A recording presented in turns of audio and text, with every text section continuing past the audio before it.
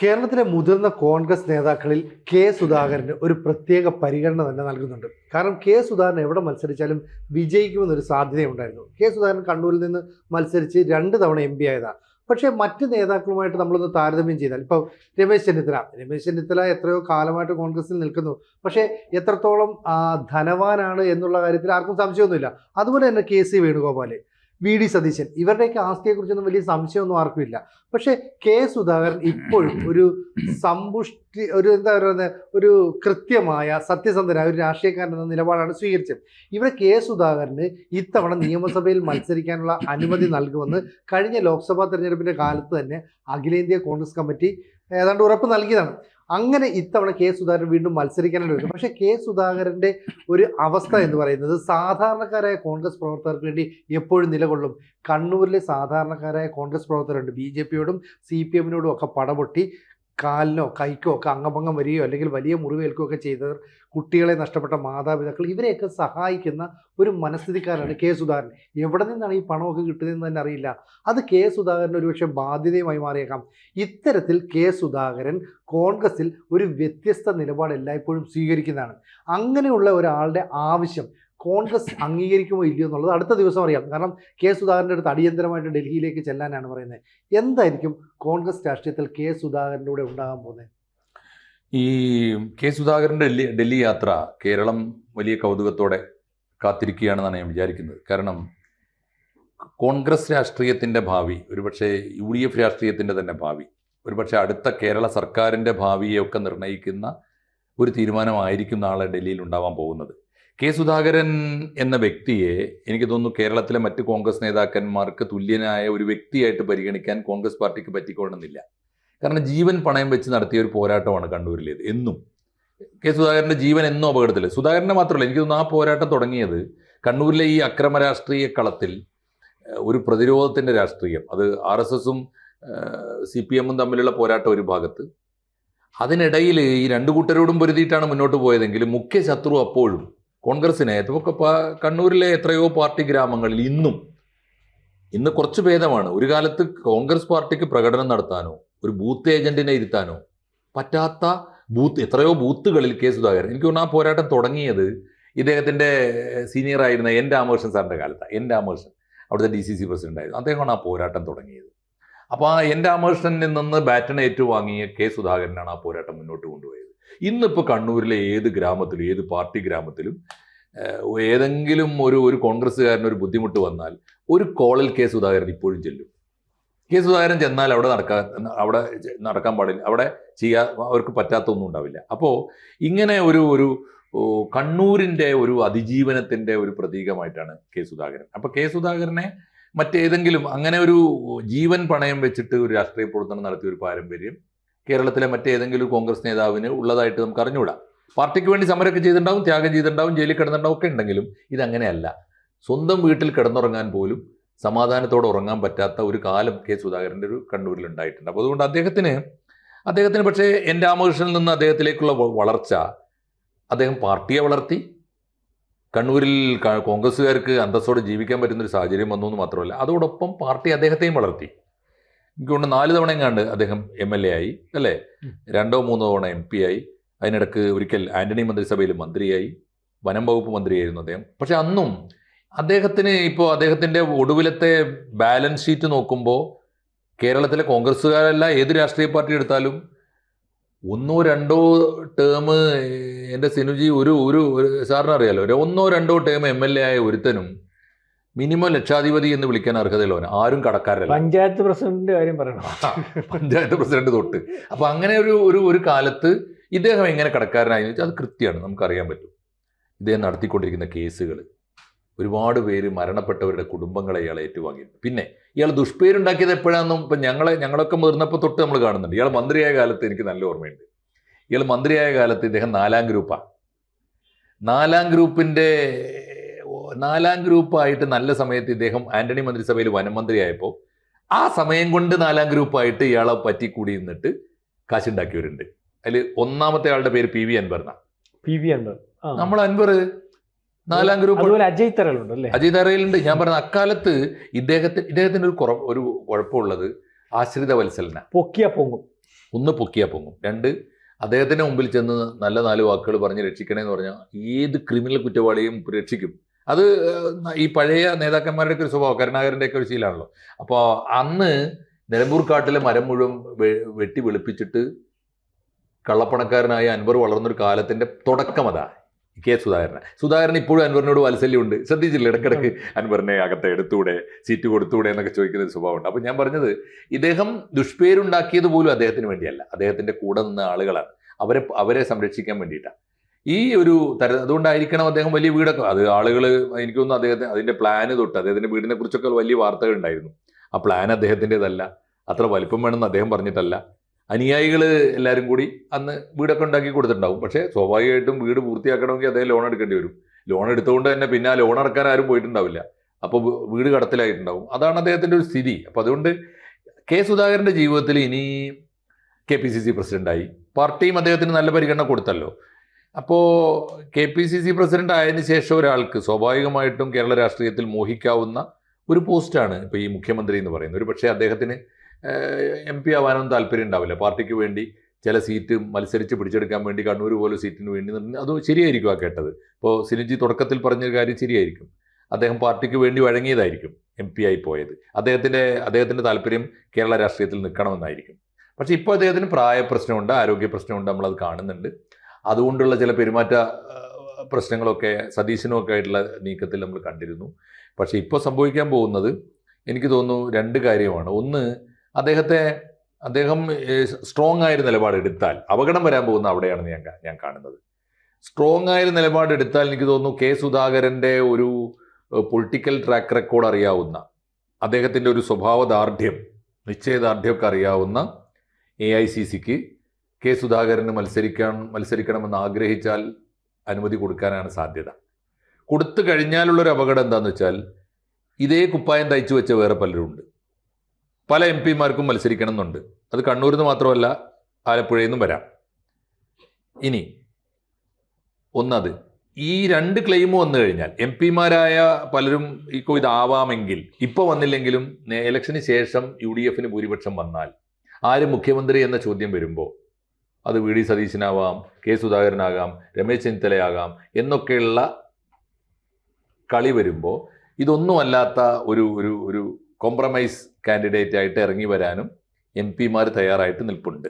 അപ്പോൾ ഇത്തരമൊരു പ്രതിസന്ധിയിലേക്കാണ് UDF പോവുക. അപ്പോൾ പാർട്ടിയുടെ രക്ഷയ്ക്ക് വേണ്ടി ഈ ഘട്ടത്തിൽ ഒരു കാരണവശാലും ഒരു MP മത്സരിക്കേണ്ട എന്ന് ഹൈക്കമാൻഡ് തീരുമാനിക്കുമെന്ന് നമുക്ക് അറിഞ്ഞുകൂടാ. പക്ഷേ കെ സുധാകരൻ അത് ആഗ്രഹിച്ചാൽ തെറ്റല്ല. പ്രത്യേകിച്ച് സാറ് പറഞ്ഞ പോലെ പ്രായം ഇത്രയായി, ഒരു പൊളിറ്റിക്കൽ കരിയറിൽ ഒരാൾക്ക് പാർട്ടിക്ക് വേണ്ടി ജീവിതകാലം മുഴുവൻ വിനിയോഗിക്കുകയും ഒന്നും സമ്പാദിക്കാതിരിക്കുകയും കടങ്ങൾ വാങ്ങിക്കൂട്ടുകയും ഒക്കെ ചെയ്തത് പാർട്ടിക്ക് വേണ്ടിയും പാർട്ടിക്കാർക്ക് വേണ്ടിയും ആയിരിക്കുമ്പോൾ, അങ്ങനെ ഒരാൾക്ക് ഒരു ത്യാഗത്തിൻ്റെ വിലയെന്ന നിലയിൽ അവരാഗ്രഹിക്കുന്ന, അവസാന കാലത്ത് ആഗ്രഹിക്കുന്ന ഒരു MLA ഷിപ്പും അതുവഴി ഗവൺമെൻറ് വരികയാണെങ്കിൽ അതിന് ശേഷമുള്ള മന്ത്രിപ്പണിയോ മുഖ്യമന്ത്രിയോ ഒക്കെ, ഇനി ഒരു ഉപമുഖ്യമന്ത്രി പദവിയോ ഒക്കെ ആഗ്രഹിച്ചാൽ പോലും തെറ്റല്ല. പക്ഷെ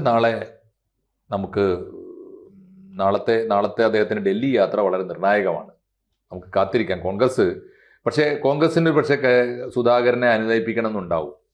കേരളത്തിൽ സുധാകരനെ പിണക്കാമെന്നൊക്കെ വിചാരിക്കുന്നവരുണ്ടെങ്കിലും കോൺഗ്രസ് പാർട്ടിക്ക് അദ്ദേഹത്തെ പിടിച്ചു നിർത്തണമെന്ന് ആഗ്രഹം ഉണ്ടാവും. കാരണം കണ്ണൂർ ഒരു നാഷണൽ അജണ്ടയാണ് ഇന്ത്യയുടെ.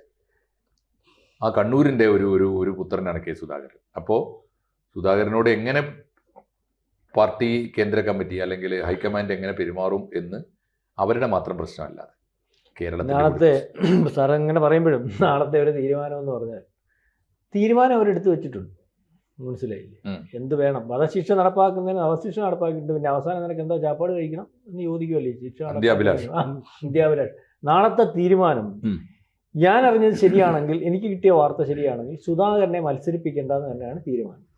പിന്നെ സുധാകരന് അല്പം വലിപ്പം കൊടുത്തുകൊണ്ട് നാളെ അവിടെ വിളിച്ചിട്ട് സുധാകര മത്സരിക്കരുത്, ഇന്നതാണ് കാരണങ്ങൾ, ഇന്ന കാരണം കൊണ്ട് നിങ്ങളെ ഇപ്പോൾ മത്സരിപ്പിക്കാൻ സാധിക്കത്തില്ല, അത് MP മാരെ മത്സരിപ്പിക്കും, കൂടുതൽ MP മാർ വരുന്ന ഒരവസ്ഥ ഉണ്ടാകുമെന്ന് പറയാമായിരിക്കാം, അല്ലെങ്കിൽ മറ്റ് പല ഏതെങ്കിലുമൊക്കെ കാരണങ്ങൾ പറയുമായിരിക്കും. കാരണം അങ്ങനെ മത്സരിപ്പിക്കാതെ മാറ്റി നിർത്താൻ തന്നെയാണ് തീരുമാനം. ആ തീരുമാനം നേരത്തെ KPCC പ്രസിഡന്റ് സ്ഥാനത്ത് നിന്ന് മാറ്റത്തില്ല എന്ന് ചർച്ച ചെയ്ത് തീരുമാനിച്ചിട്ട് മാറ്റിയതിന് ശേഷം അദ്ദേഹം ഇവിടെ വന്ന് ഞാൻ പാർട്ടിയെ അംഗീകരിക്കുന്നു എന്ന് പറഞ്ഞ് അംഗീകരിക്കുന്ന ഒരവസ്ഥയിൽ സുധാകരൻ ഇരിക്കുകയാണെങ്കിൽ സുധാകരൻ ഈ എം പി സ്ഥാനത്തോടു കൂടി രാഷ്ട്രീയ ഭാവി അവസാനിപ്പിക്കും. അല്ലെങ്കിൽ തന്നെയും അദ്ദേഹത്തിന് 2 ഓപ്ഷനേ ഉള്ളൂ. അപ്പം അല്ലെങ്കിൽ തന്നെയും അദ്ദേഹം വന്നാൽ, ജയിച്ചാൽ, ഈ പറയുന്ന പോലെ അധികാരം വന്നാൽ അദ്ദേഹത്തിന് ഒരു മുഖ്യമന്ത്രി വരെ ആവാം ചില സാഹചര്യത്തിൽ. ഇവിടുത്തെ പ്രശ്നങ്ങൾ പരിഹരിക്കുന്നതിന് വേണ്ടി ഒരുപക്ഷെ ഈ 3 പേരെന്തോരം തല്ലുമല്ലോ. ഒരാൾ മേളിൽ നിന്ന് ഇറങ്ങാനിരിക്കുന്നു, കനകോലുവിനെ വെച്ച് തീരുമാനിച്ചിട്ടുണ്ട്. ആകപ്പാടെ മത്സരിക്കണമെങ്കിൽ ഒരു MP മത്സരിക്കണം, അയാൾ ഇവിടെ ഈ ജനത്തിന് ആവശ്യമായിട്ടുള്ള ആളാണ്, അയാളെ മത്സരിപ്പിച്ചാൽ മാത്രം മതി എന്നുള്ള രീതിയിൽ കനകോലുവിനെ കൊണ്ട് KC വേണമെന്ന് പറയിച്ചിട്ടുണ്ട്. KCയുടെ ഉദ്ദേശം ഭൂരിപക്ഷം വന്നാൽ ഇതിനകത്തെ കോംപ്രമൈസ് കാൻഡിഡേറ്റ് ആയിട്ട് പ്രശ്നങ്ങൾ പരിഹരിക്കാൻ ഇവിടെ ഇറങ്ങുക എന്നുള്ളതാണ്. അതിനുവേണ്ടി എല്ലാ ഒരുക്കങ്ങളും അയാൾ നടത്തിക്കൊണ്ടിരിക്കുകയാണ്. സുധാകരനാണ് അതിനപ്പുറം. തർക്കം വന്നാൽ തന്നെ KC എവിടെ ഇരിക്കുകയല്ലേ. ഇപ്പൊ തർക്കം വരുന്ന ആരൊക്കെയാ? രമേശ് ചെന്നിത്തല, VD സതീശൻ, സുധാകരൻ. ഇവർ 3 പേരുടെ തർക്കം വന്നാൽ 100% സീനിയോറിറ്റി ആർക്കാ? സുധാകരനാണ്. അപ്പോൾ പിന്നെ KC എന്ന് പറഞ്ഞ ആളിനെ വെച്ചിട്ട് അവിടെ കോംപ്രമൈസ് ചെയ്യേണ്ടി വരത്തില്ല. അപ്പം അതുകൊണ്ട് ഇയാൾ പിക്ചറിൽ പോലും ഇല്ലാതാക്കുന്നതിന് വേണ്ടി ഒരു പൊളിറ്റിക്സ് അവിടെ കളിക്കുന്നത്. പക്ഷെ നമ്മളിതൊന്നും അല്ല പറയുന്നത്. ഇയാളെ ഇങ്ങനെ തഴയരുത് ഈ കോൺഗ്രസ് പാർട്ടി.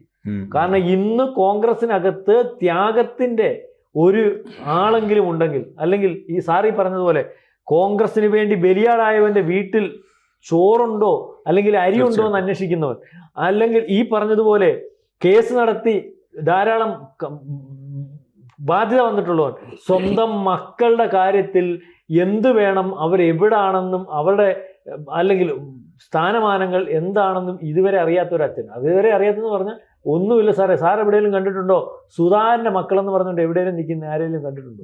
അല്ല, മറ്റ് CPM ഉൾപ്പെടെ നേതാക്കന്മാരെ നമുക്ക് അറിയാമല്ലേ. നമ്മുടെ ഈ പല നേതാക്കന്മാരുടെ കോടിയേരിയുടെ ആയാലും അല്ലെങ്കിൽ ശ്രീമതിയുടെ ആയാലും മറ്റു പലരുടെ ഇപ്പൊ പിന്നതാണെന്നല്ലോ സ്ട്രിക്റ്റ് ആയിട്ട് ഒതുക്കിയത്. ആ സ്ഥാനത്ത് സുധാകരന്റെ മക്കൾ എനിക്കറിയത്തില്ല. സുധാകരന്റെ മക്കളെ നമ്മൾ എവിടെയെങ്കിലും കണ്ടിട്ടുണ്ടോ? ഇപ്പൊ രാഷ്ട്രീയത്തിൽ വന്നിട്ടുണ്ട്, എന്താ വരാൻ പറ്റില്ല. കണ്ണൂർ പോലുള്ളൊരു സ്ഥലത്ത് നിന്ന് സുധാകരൻ അവരെ ഇൻട്രൊഡ്യൂസ് ചെയ്യണമെങ്കിൽ കൊണ്ടുവരണമെങ്കിൽ ഈസി ആയിട്ട് കൊണ്ടുവരാം. പിന്നെ ഈ ഇദ്ദേഹം ഇവിടെ സഞ്ചരിക്കുന്നത് ഇപ്പോഴത്തെ കാര്യം എനിക്കറിയാം. നേരത്തെ സാറേ ഇദ്ദേഹത്തിന് ഒരു കാറേ സഞ്ചരിക്കാൻ പറ്റത്തില്ല. സുധാകരൻ കൃത്യമായിട്ട് ഏത് കാറേലാണ് സഞ്ചരിക്കുന്നതെന്ന് വെളി പറയത്തില്ല. ஆனால் എവിടെയെന്നും വഴുതിയുടെ നിൽക്കുക പോകുമ്പോഴേ അത്രയ്ക്ക് റിസ്ക് എടുത്ത് ഈ പ്രസ്ഥാനം കൊണ്ടുവന്ന് സാറി പറഞ്ഞതുപോലെ ഈ പ്രസ്ഥാനത്തിനകത്തൊരു വിഷയമുണ്ടെങ്കിൽ അവിടെ പോയി അവൻ്റെ കാര്യം കേട്ട് ജീവൻ പണയം വെച്ച് ജീവിച്ചുകൊണ്ടിരുന്ന കടം കയറി സ്വന്തം വീടും വസ്തുവും വരെ പണയപ്പെടുത്തി ജപ്തിയിലേക്ക് പോകുന്ന ഒരു കോൺഗ്രസ് നേതാവെന്ന് പറഞ്ഞാൽ നിങ്ങളാരും വിശ്വസിക്കൂ? സുധാകരൻ്റെ യഥാർത്ഥ അവസ്ഥ ഇതാ. ഒരു പക്ഷേ ശരിയോ തെറ്റെന്ന് പറഞ്ഞാൽ സുധാകരൻ വിചാരിച്ചാണ് എനിക്ക് അവസാന കാലത്തൊരു മന്ത്രി എങ്ങാണമായി എൻ്റെ ഈ വീട്ടിലെ ജപ്തിയെങ്കിലും ഒന്ന് മാറ്റാം എന്ന് ഒരുപക്ഷെ ഇതുവരെ മോട്ടിക്കാത്ത സുധാകരൻ ഈ അവസാന നിമിഷം ഈ നിവർത്തികേടിൽ ആലോചിച്ചു കൂടായികയില്ല. അതേ രീതിയിൽ നിവർത്തികേടാണ്. ഇതൊന്നും മനസ്സിലാക്കാതെ എന്തോ മനുഷ്യത്വം സാറേ ഈ പാർട്ടിക്കകത്തുള്ളൂ. കാരണം ഇതിനകത്ത് ഞാൻ കുറ്റം പറയല്ല, അവനവർ KC വേണുപോലെ കണ്ണൂക്കാരനാണ്. അവിടുന്ന് അന്ന് കൊച്ചുനാൾ ഓടി പോകുന്നതാ, പിന്നെ ഇവിടെ കയറിയിട്ടില്ല. കണ്ണൂർ പൊളിറ്റിക്സ് ആയിട്ട് പഞ്ചായത്തിൽ നിന്ന് മത്സരിച്ച് ജയിക്കാൻ പറ്റുമോ?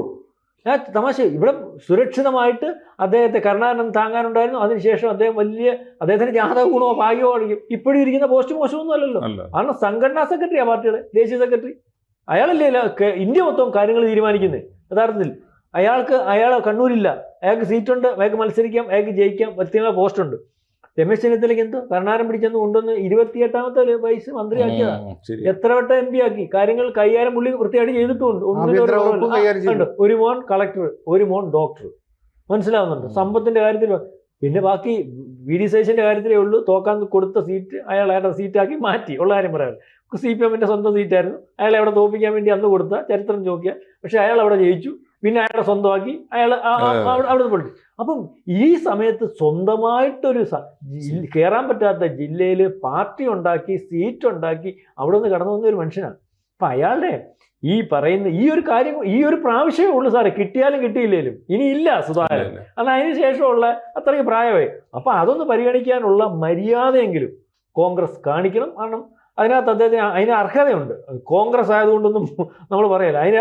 കോൺഗ്രസിനകത്ത് ഏറ്റവും ആദ്യം ആ രീതിയിൽ അർഹതയുണ്ടോ എന്ന് നോക്കുമ്പോൾ ആദ്യത്തെ പേര് എഴുതി വെക്കാവുന്ന സുധാകരൻ തന്നെയാണ്. എന്തായാലും നാളത്തെ തീരുമാനം ഡൽഹി യാത്ര എൻ്റെ ഒരു ഇതനുസരിച്ച് ഒരു കാര്യവുമില്ല. പിന്നെ സുധാകരൻ്റെ തീരുമാനം ഇപ്പം പലരും തീരുമാനിക്കുന്നുണ്ട്. ഞാൻ എൻ്റെ മണ്ഡലത്തിലെ അടൂർ മണ്ഡലത്തിലൊരു കാര്യമുണ്ട്. കോൺഗ്രസ് സ്ഥാനാർത്ഥിയാവാൻ നിന്ന ഒരാൾ അതിനകത്ത് സീറ്റ് കിട്ടിയില്ല, NDAയുടെ സ്ഥാനാർത്ഥിയായി. എന്തോ രണ്ടുണ്ട് ഗുണം, ഒന്ന് സ്ഥാനാർത്ഥിയാകും, ഉള്ള സാമ്പത്തിക ബാധ്യത മാറി കിട്ടും. സുധാകരനും അങ്ങനെ തീരുമാനിച്ചാൽ മതി. മനസ്സിലായില്ലയോ? ഇന്നിപ്പോൾ സ്ഥാനാർത്ഥിയാക്കിയില്ലെങ്കിൽ ഇങ്ങോട്ട് വന്നിട്ട് BJPയുടെ സ്ഥാനാർത്ഥിയായാൽ മതി. ജയിച്ചാലും ഇല്ലെങ്കിലും ഗുണമാണ്. ജയിച്ചില്ലെങ്കിൽ സ്ഥാനാർത്ഥിയാകുമ്പോൾ ഇയാളെ പാർട്ടിയിൽ നിന്ന് പുറത്താക്കും. പാർട്ടിയിൽ നിന്ന് പുറത്താക്കുമ്പോൾ ഇയാൾ MP ആണല്ലോ, MP സ്ഥാനത്ത് പുറത്താക്കാൻ നോക്കുന്നത്. BJP പറയും ഇയാൾ തോറ്റു കഴിഞ്ഞാൽ ഞങ്ങൾ കേന്ദ്രമന്ത്രിയാക്കാം. കാര്യം നടന്നില്ലേ? അപ്പം അതേ രീതിയിൽ സുധാകരൻ ചിന്തിക്കുമെന്ന് എനിക്കറിയത്തില്ല. സുധാകരൻ ചിന്തിച്ചാൽ സുധാകരന് സുധാകരനാണ് ഈ തീരുമാനിക്കേണ്ടത്. സുധാകരൻ ഈ പറയുന്ന രക്ഷപ്പെടണോ വേണ്ടയോ? കോൺഗ്രസ് തീരുമാനിച്ചിരിക്കുന്നു സുധാകരനെ മത്സരിപ്പിക്കത്തില്ല എന്ന് തന്നെയാണ് എനിക്ക് കിട്ടിയ അറിവ്. അപ്പം ഏതായാലും ഈ കോൺഗ്രസ് രാഷ്ട്രീയത്തിലെ നേതാക്കൾ മുഴുവൻ സുധാകരൻ എന്ന് പറയുന്ന ഒരു നേതാവിന് ചുറ്റും കിടന്ന് കറങ്ങിക്കൊണ്ടിരിക്കുന്നത് അല്ലേ? എന്ത് തീരുമാനിക്കണോ എന്നുള്ളത് സുധാകരന്റെ ഒരു വാക്കിന്റെ അടിസ്ഥാനത്തിലേക്കായിരിക്കും ഇനി അടുത്ത തീരുമാനങ്ങൾ ഉണ്ടാവുക. എന്താവും നമുക്കറിയാം, കാത്തിരിക്കാം. കൂടുതൽ വാർത്തകളും വിശേഷങ്ങളും നിങ്ങളിലേക്ക് എത്താൻ ABC മലയാളം സബ്സ്ക്രൈബ് ചെയ്യുക, ബെൽ ബട്ടണും അമർത്തുക.